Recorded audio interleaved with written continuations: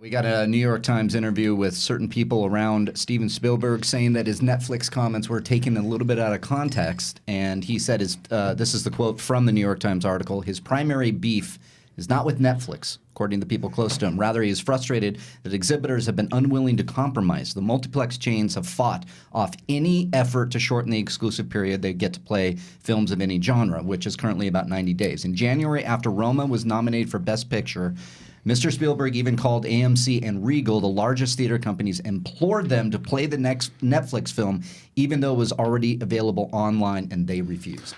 You got to lead with that. Yeah. You got to lead with that. It's like here's the problem. It's so far removed from the initial comments that do you think it's damage control, or do you think it's actually it might be both. Of course it's damage control because it's a matter he caught a lot of shit for it. And what he's saying inside these comments, A, makes sense, and B, I believe it. But it's like you got to lead with that. Yeah. You got to start with, here's the reason why I think. Because you start with that, most people are going to go, oh, okay, I get your reasoning behind it. Because that makes sense. He's not saying if he is actually sticking, this is legit, which I believe it is. If it's legit, it's like, why not come out there and say, look, no, it's not a matter of these things not being allowed to. They got to have longer runs, and the theaters got to let them have longer runs. I agree. Yeah. I agree. Yeah. So it there's could also more be here too. misreported initially too. So New York Times did reach out to Spielberg, who then sent him an email back with a statement. I want people to find their entertainment in any form of fashion that suits them, Mr. Spielberg said. Big screen, small screen, what really matters to me is a great story, and everyone should have access to great story. However, I feel people need to have the opportunity to leave the safe and familiar of their lives and go to a place where they can sit in the company of others and have a shared experience, cry together, laugh together, be afraid together, so that when it's over, they might feel a little less like strangers. I want to see the survival of movie theaters. I want the theatrical experience to remain relevant in our culture. I get it. I think his worry is fair. I mean, I think it is. Like, I also think it's hard for a lot of people to afford to be able to go to movies. So I understand that. Totally. But for me personally, like, I like watching big epic movies not on my TV. And that's what he's saying. He's saying everything, and everything's not going to be able to. Because the theater experience is never going to go away. No. You can't go. I mean, and the Avengers should prove that. The Star Wars should prove that. Shazam should prove that. Right? It's that those movies, you want to see those in theaters because they're made for the big screen. They're made for that epic kind of feel. There are other movies these days that you don't really have to. You can enjoy them in theaters, but you don't have to watch them in the theater. I mean, like a movie like Triple Frontier, which just came out, right? That movie was a Netflix film, and it should have been. It was a good Netflix movie. I wouldn't want to see. I didn't need to see that movie in the theater. But there's also movies like last year that I'm sure nobody saw, but I loved Annihilation.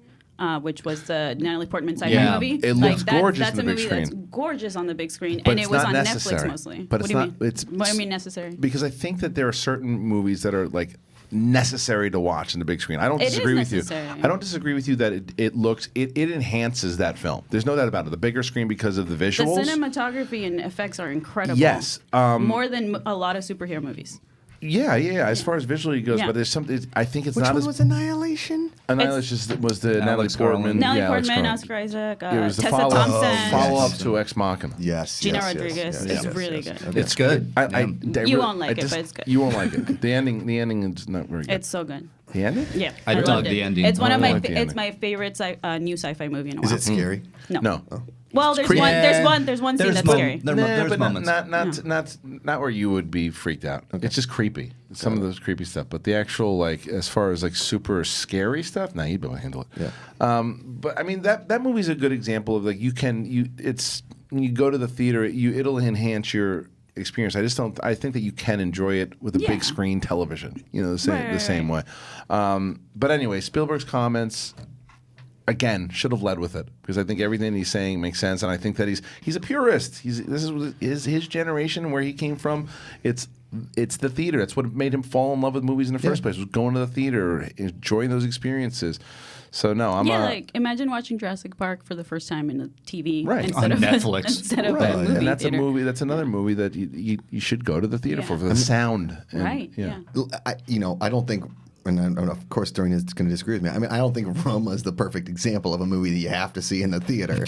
I disagree.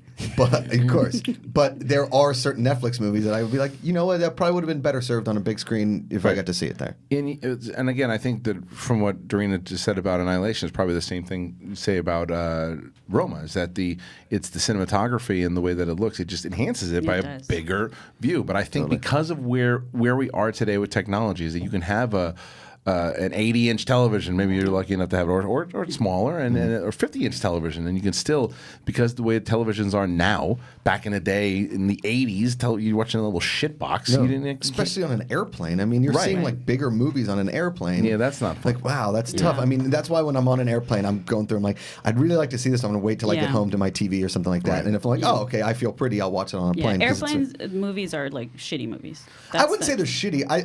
Because I've seen a lot of great movies. That's what, like, when I would... Oh, airplanes is time for like the movies you probably wouldn't pay for on bad hand. movies that you don't want to see. Like Maid of That's Honor what I or watch. something. Exactly. Totally. Yeah, I don't watch like movies. That's how I watch Greatest Showman. I won't watch movies on planes. I just won't because I know that, especially something I've never seen before, because I know I'm not going to get the same experience that I am like even on my television at home because. And plus the fact, that I got some fucker that's going to say, "Oh, I got to take a piss." It's not going to flush. That's not going to flush.